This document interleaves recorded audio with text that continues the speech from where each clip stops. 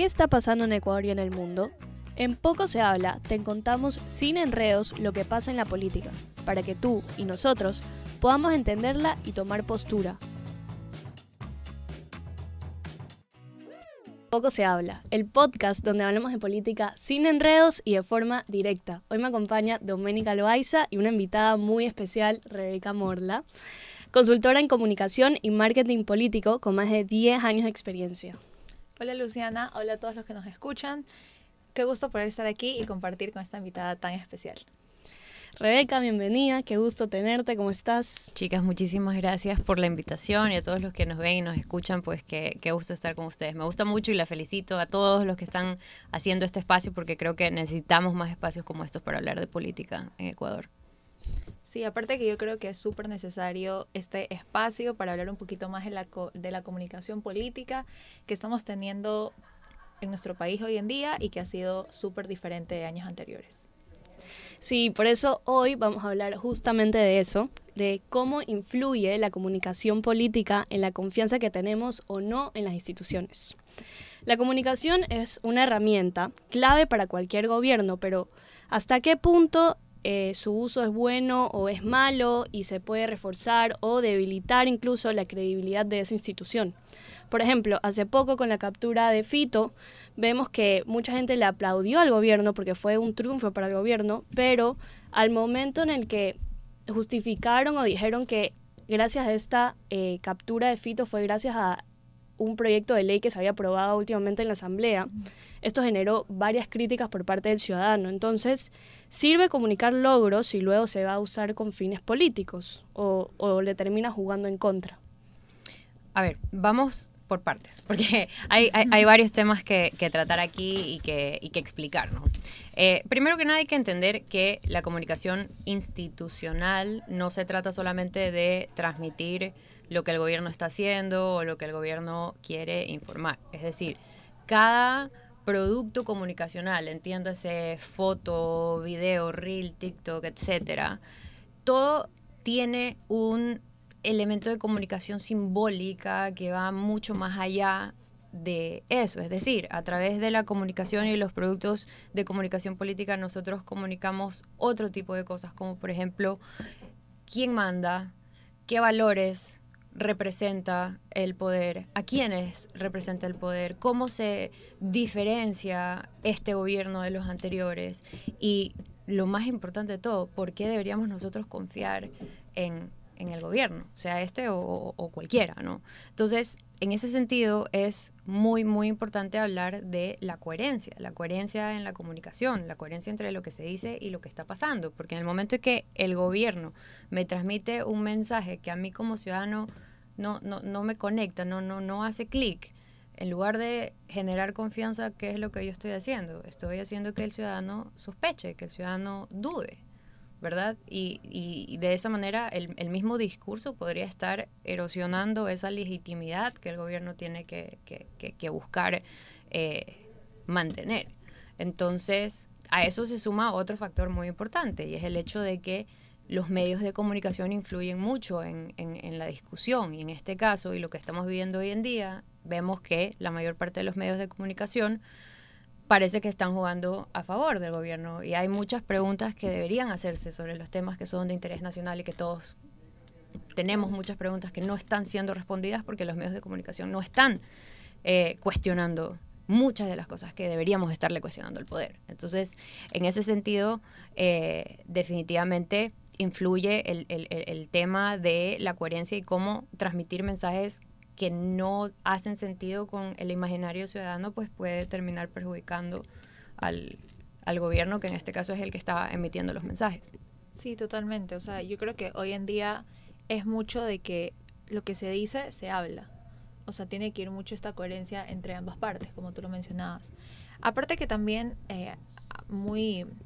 teniendo otro aspecto también es que hace poco, se filtró un video de un asambleísta que estaba dibujando mientras se trataba el caso Progren en la comisión de fiscalización. O sea, esto te da un mensaje de un quemimportismo de parte del asambleísta de un caso importante que se está tratando en una comisión y sobre todo que es de fiscalización. Entonces yo creo que ¿qué tan importante tú crees que son estas acciones o qué da este mensaje a la ciudadanía, estas acciones que hacen los asambleístas que representan al pueblo y el entusiasmo que tiene el pueblo por el gobierno de turno? Entonces, sí, ¿qué tan importantes son estas acciones que aunque no se hablan, igual comunican de alguna manera?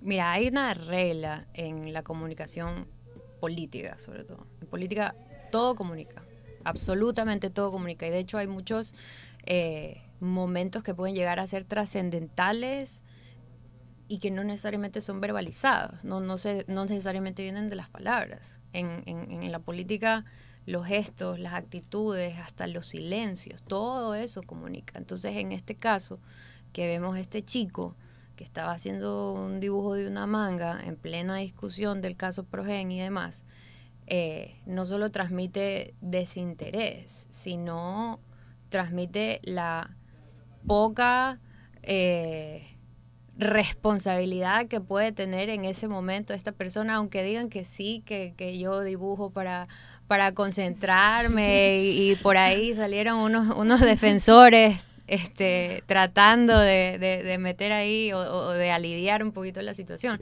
Esto es súper grave, porque este tipo de cosas, que hoy en día todo esto se hace viral, ¿no? Porque vivimos en un mundo en donde, pues, sobre todo los políticos están expuestos todo el tiempo a que los graben, a que los filmen, a que pasen esto, porque también veía mucho la discusión de, ay, pero es que cómo vas a creer que se ponen a grabarlo desde la espalda, que ni sé qué. Discúlpame, al momento que tú pasas a ser una figura pública, un político, tú estás expuesto a eso y tienes que estar preparado para eso, y uno tiene que ser y parecer. Entonces, hoy, y bueno, volviendo al tema, hay un autor que a mí me ha gustado mucho que se llama Javier Peitivi, y en un libro que se llama Las campañas conectadas, él siempre habla de esto, ¿no? De cómo hoy en día un meme, una foto, un TikTok, etcétera, tienen mucha más recordación que un discurso oficial, que una rueda de prensa, que un pronunciamiento oficial escrito, ¿verdad? Porque ese es el mundo en el que estamos viviendo hoy en día. Entonces, en ese sentido, este tipo de momentos lo que lastimosamente refuerzan son esas ideas de que están los políticos totalmente desconectados de los ciudadanos, más aún cuando nos enteramos que toda su familia también trabaja en la Asamblea Nacional, entonces inmediatamente pasa a ser un corrupto más, claro, en lugar de ser esa nueva generación de políticos que supuestamente nos vendieron que eran, ¿no? Y llegamos a otro tipo de preguntas, como ¿qué hace un niño de 19 años en la Asamblea Nacional? Pero... claro, a eso te lleva este tipo de situaciones, ¿no? Bueno, sí, actualmente el gobierno del turno, por ejemplo, parece que está gobernando desde la urgencia, o sea, lo que están tratando es básicamente que ante toda crisis que aparezca, ellos buscan es apagar el incendio con su comunicación. Entonces, en lugar de buscar construir algo, o sea, un plan macro, algo para abarcar esta crisis y no solamente ser una respuesta inmediata en el que apagamos el fuego. Entonces, ¿por qué actualmente se prioriza una comunicación a corto plazo en lugar de construir algo como a un largo plazo? O sea, que genere confianza al ciudadano. Esa es una pregunta súper interesante, porque de hecho, y no solo le pasa a este gobierno, ya son algunos gobiernos que gobiernan en la urgencia, ¿no? Y que lastimosamente se pierden en las crisis, porque, a ver, Ecuador es un país que tienen crisis ya cuántos años, o sea, la pandemia fue hace 5 años y nosotros seguimos en crisis, y antes de pandemia ya estábamos en crisis, ¿no? Entonces, en este contexto en donde las crisis convergen, básicamente, ¿no?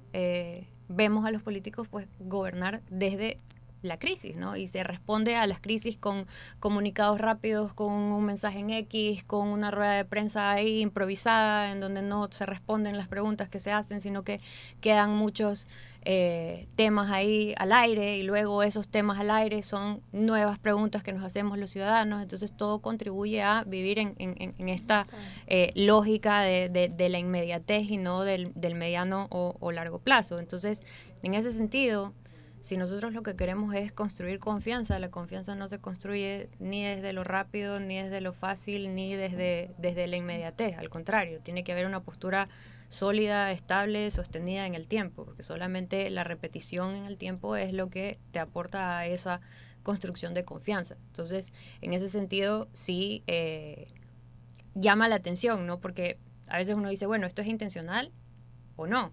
Muchas veces parece que la intención no fuera informar, sino, de hecho, mantenernos distraídos, ¿no? Con los distintos temas que van saliendo todas las semanas, que van cambiando las discusiones, ¿no? Y vivimos en este mundo, la modernidad líquida, la sociedad líquida, como le llaman algunos autores, ¿no? En donde todo es efímero, todo es rápido, todo cambia, ¿no? Hoy tenemos un político, mañana viene otro presidente, la próxima semana o el próximo año ya estamos otra vez en elecciones, ¿no? Entonces, todo va tan rápido que en la mente del ciudadano realmente no se termina configurando nada cercano a la confianza, al contrario.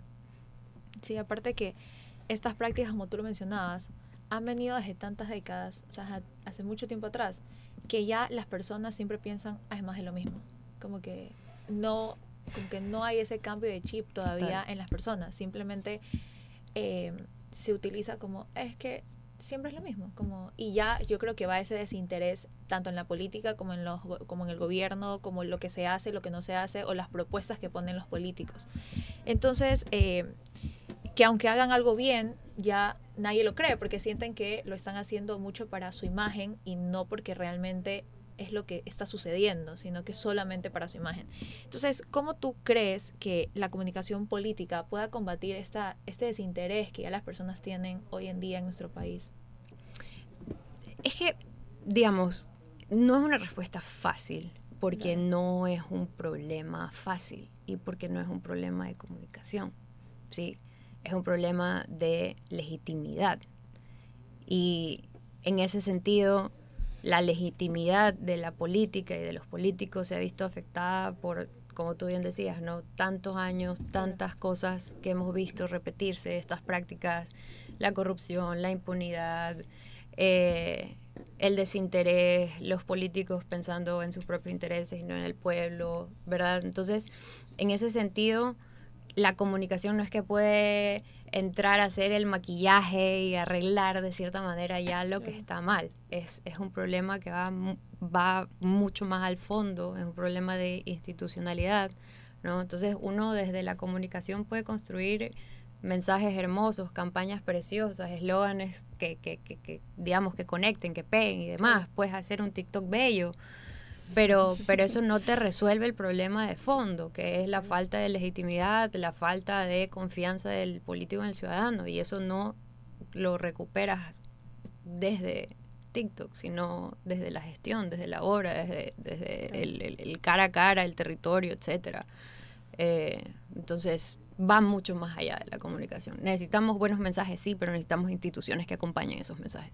Claro, totalmente. Y también, bueno, ahorita como yéndonos un poco más como hacia las malas noticias.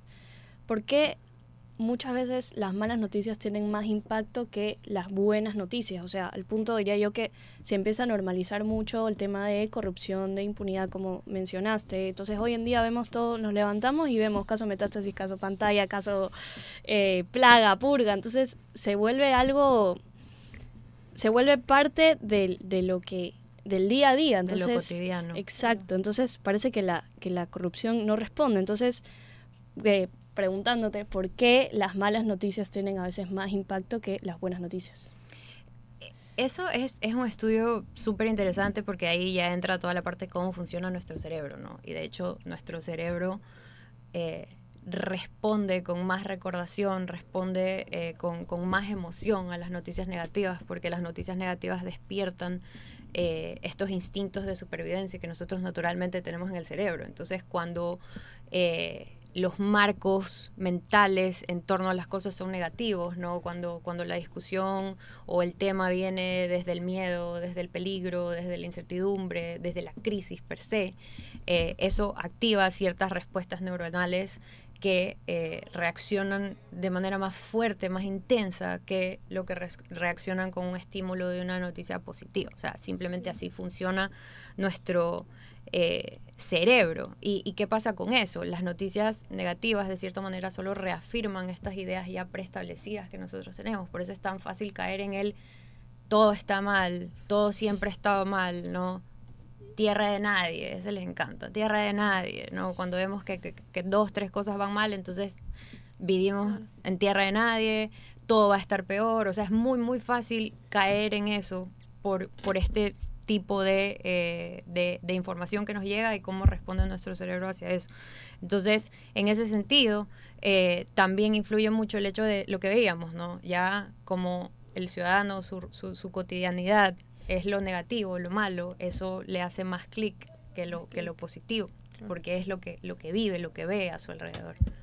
Sí, aparte que yo creo que hoy en día es mucho más fácil que salga una comunicación y que conecte esa comunicación de tantas cosas malas que van pasando, que a veces uno también se pregunta, ¿será que realmente está pasando eso? Como hay tantas noticias malas, o sea, de 10 noticias, 8 son malas y 2 son buenas. Y como tú mismo mencionas, las 8 se te quedan y las 2 pasan desapercibidas. Y no solamente eso, ¿sabes? Y para complementar esto, mucho influyen los medios. Y yo que trabajo en comunicación pública, te puedo decir, yo tengo noticias positivas que contarle a los medios de comunicación y se las mando, ¿no? Mando un comunicado de prensa, un boletín, y ¿tú crees que el medio la saca? No la sacan, no les interesa, claro. Pero saca pues la noticia negativa. Eso sí vende, eso sí quieren publicar, ¿ya? Entonces mucho influye que ni los mismos medios quieren sacar la noticia. Y muchas veces también te das cuenta, como te decía, veamos por ejemplo la lamentable masacre que hubo en playas el fin de semana. ¿Qué medio está preguntando, bueno, quiénes eran, qué pasó, cómo va la investigación? No, mataron a 10 en playas. En todos los medios mataron a 10 en playas, pero esa fue la única noticia que viste. No hay un follow-up, no hay, bueno, quiénes eran, qué pasó, no vamos más allá, porque lo que te quiero vender es eso, ese titular, y mañana vas a ver otro igual, y en 2 días ves otro igual, y así. Sí, yo creo que también eso basa mucho en la desinformación que está teniendo la gente, como porque también, considerando que si tú investigas mucho más la comunicación, después tienes que hacer un análisis de esa investigación, o sea, tú investigas, ok, qué pasó, cómo fue, dónde estaban, por qué sucedió, quiénes estaban involucrados, desde qué punto partió. Entonces ya tú tienes que hacer un análisis de toda la información que vas recopilando. Entonces también yo siento que, como tú mencionas, los medios hacen que esta desinformación o desinterés crezca en vez de disminuya en las personas. Entonces, bueno, para ir un poquito ya cerrando, ¿crees que la política o crees que la crítica y cuestionarnos la veracidad de lo que se comunica políticamente es necesaria? Totalmente, y de hecho me preocupa que de cierta manera yo veo que la gente, el ciudadano promedio está como dormido, no está cuestionando, no está haciéndose preguntas, porque sí, estamos viendo que los medios de comunicación evidentemente no están haciendo las preguntas que deberían estar haciendo, pero nosotros tampoco las estamos haciendo, estamos dormidos ante muchas cosas graves que están pasando, ¿verdad? Entonces, sí, yo creo que hay que llamar la atención y hay que pedirle a la gente que cuestione, que pregunte, que opine, porque esa falta de discusión, esa pasividad, esa falta de duda, de cuestionamiento, a lo que nos lleva es a que nos manipulen más fácilmente, a que nos creamos cualquier cosa que vemos, sobre todo lo que viene desde el poder, que ojo, ante cualquier tipo de poder uno tiene que ser escéptico, tiene que cuestionar, tiene que preguntar. Y sobre todo porque esa falta de crítica constructiva como sociedad, de hecho, nos hace tierra fértil para el autoritarismo. Es muy, muy fácil para un régimen autoritario instalarse desde la comunicación ante una sociedad que no se cuestiona qué está pasando. Claro. Sí, aparte que también desde tu experiencia y también desde tu postura como ciudadano, ¿qué mensaje le darías a los jóvenes sobre la importancia de cuestionar lo que se comunica y no normalizar este silencio que, como tú mencionas, hay en toda la sociedad? Entonces, porque si eres crítico piensan que eres anti o pro a algo o a alguien también. De hecho, mejor dicho, hemos llegado a tal punto en la polarización, ¿verdad?, en las discusiones, que hay mucha gente que hoy en día, y te digo porque yo he sido parte de ese grupo, que prefiero no decir las cosas para evitarme esa discusión de, es que tú eres ista.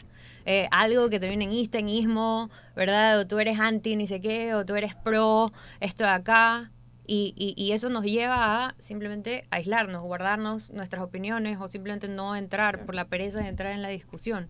Entonces, yo sé que cuesta y que es pesado, sobre todo en los momentos que estamos viviendo nosotros como sociedad, pero es necesario no solamente cuestionarse, sino involucrarse en general. O sea, mi llamado siempre, y no solo a los jóvenes, a todo el mundo. O sea, hay que involucrarnos. Si hay algo que no está funcionando, que no nos gusta, tenemos que involucrarnos de cierta manera, desde el espacio, desde la trinchera de cada uno, pero tenemos que involucrarnos en las discusiones públicas porque es la única forma de nosotros construir una mejor sociedad, una sociedad más exigente hacia los políticos y hacia la política, para que dejemos de lamentarnos por lo que nos está pasando y sobre todo para que más personas que de hecho están capacitadas y que tienen las mejores intenciones y que deberían estar en los cargos públicos lleguen, porque hoy no hay incentivo alguno para entrar, pero hay que entrar, alguien tiene que entrar y esperemos por el bien de nuestro país que más personas preparadas, capacitadas